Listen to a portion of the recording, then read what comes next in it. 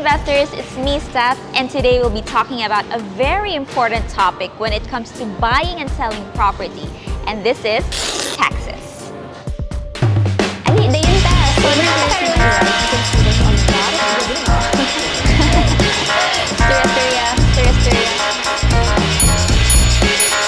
So when you buy a property from whether it's a private owner or from a developer, there will always be taxes involved. So as they say, there are only two things that's certain in this world, it's death and taxes. When you buy from a developer, the taxes are usually already included in the total contract price. So these are actually labeled as the miscellaneous fees. So now when it comes to buying from a private owner, these taxes need to be added on to the selling price. If you're not aware of how much the taxes are, you might end up shelling out more than what you intended it to be. So what's the importance of knowing how much your taxes will be before you close on a property? Most obvious reason is that you can avoid any unforeseen expenses because taxes cost a lot. So you might not be aware of these beforehand. You might agree on a certain price with the seller and then you realize later on that there are still actually taxes that are involved. So it's very hard to already back out, especially if you have the contracts already signed. So avoiding unforeseen expenses will be, of course, one of the obvious advantages of knowing how much the taxes are. And another is that having the taxes calculated beforehand can help make negotiation and closing easy. So let me tell you a true story, guys.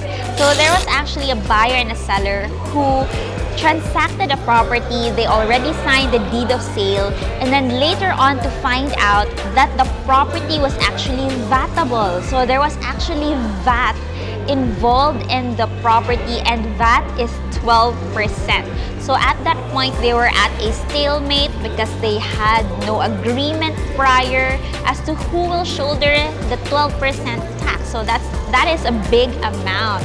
So in order to avoid those kind of situations, it's very important to calculate your taxes beforehand. So what's the basis when calculating taxes? So when you are calculating the taxes, there are actually three factors that will affect how much your tax base will be. Number one, the deed of absolute sale, so how much you will declare on the deed of absolute sale. Number two is the zonal value from the BIR. And number three is the market value on your tax declaration.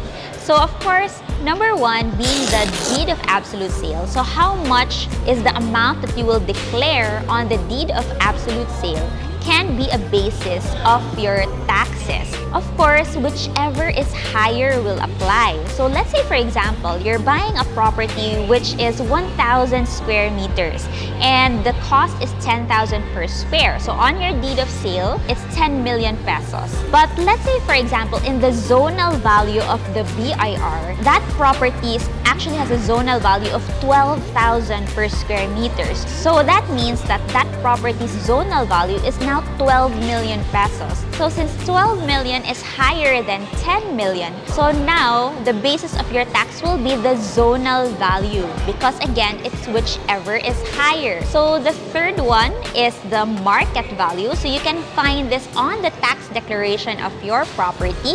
So every property does have a tax declaration in the city assessor's office, and you can find the market value on the tax deck, which is separate for the lot, and if there's an improvement on it, whether it's a house or a building, tax deck for the lot and a tax deck for the house or the building. So you add these two up and then that will be the market value of the property. So most of the time, the market value is lower than the deed of sale price or the market value, the zonal value from the BIR. But of course, it's very important to check all of these three.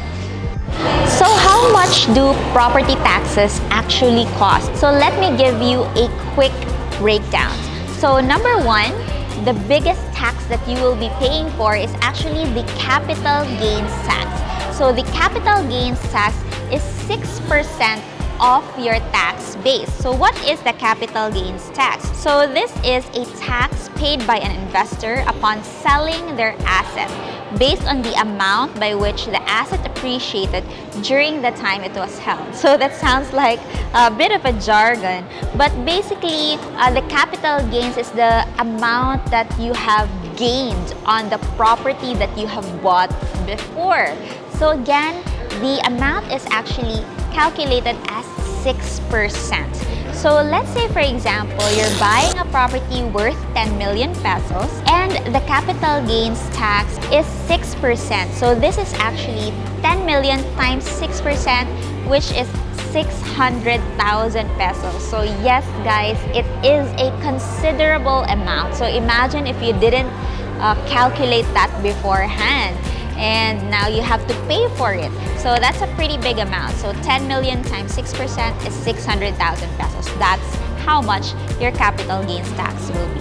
So the second common tax involved in buying a property is the documentary stamp tax. So this will also be payable to the BIR, just like the capital gains tax, and the amount is 1.5%.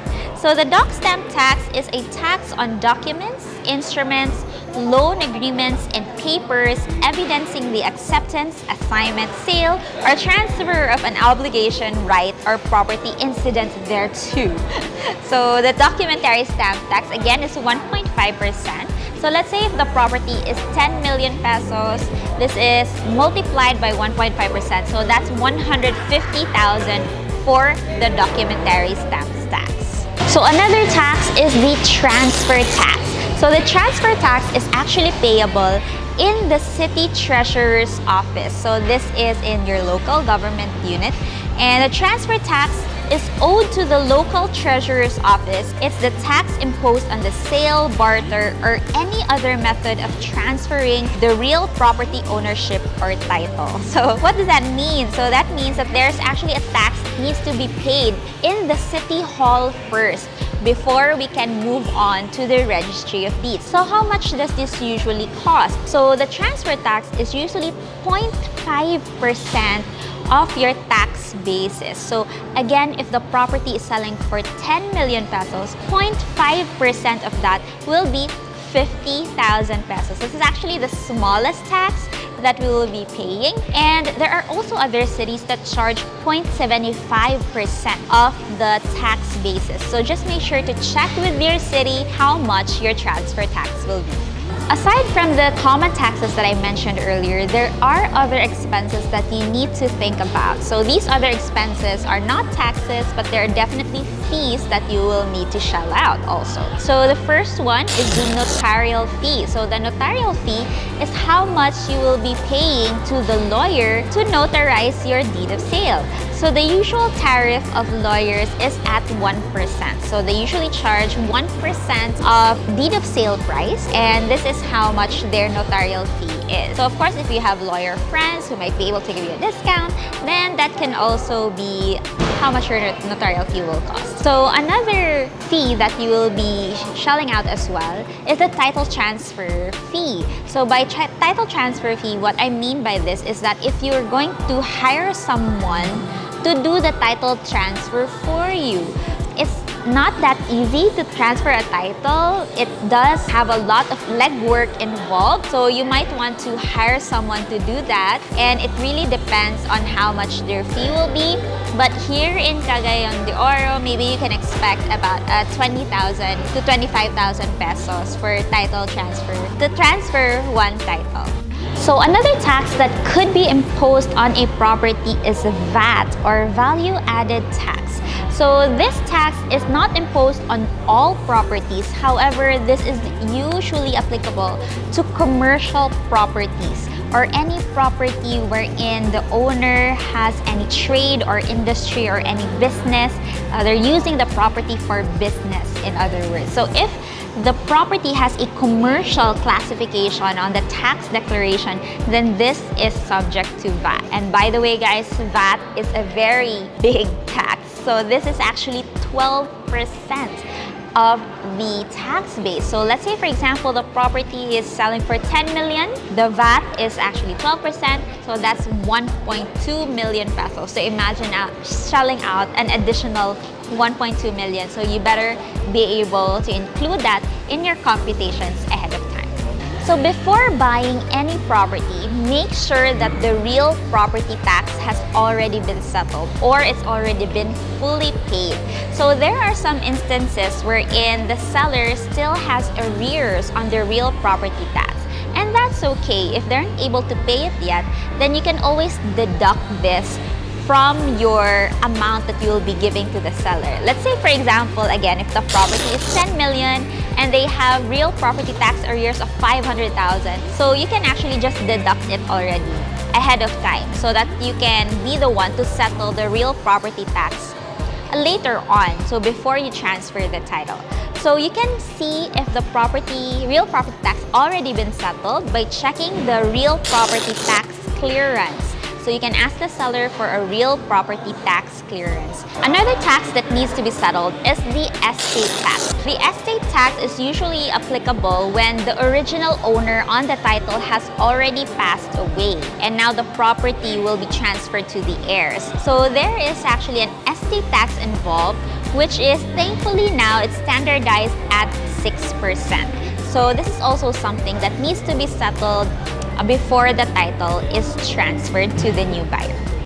So let's recap. The common taxes involved when buying a property are number 1, the capital gains tax at 6%. Number 2, the documentary stamps tax at 1.5%. Number 3, the title transfer tax at 0.5% to 0.75%. And number 4 is the registry of deeds fee, which is not standard, but let's just estimate it at 1.5%. So this brings us to a total of around 9.5% for the common taxes for transferring property. So if the property is worth 10 million, 9.5% is already 950,000 already, guys, for the common taxes. And if there is still VAT involved, so VAT is 12%, so that's an additional 1.2 million. So I hope you guys learned something from the vlog today. I hope this was very informative for you guys. And please do let me know if you have any other topics in mind that you would like me to discuss or share with you. So I hope you guys can also like and subscribe to the channel and hit that notification bell so that you'll know when the next video comes out. And also, if you want to watch any of our house tours, we have some amazing house tours here in Cagayan de Oro. Hope to see you guys in the next video. Bye!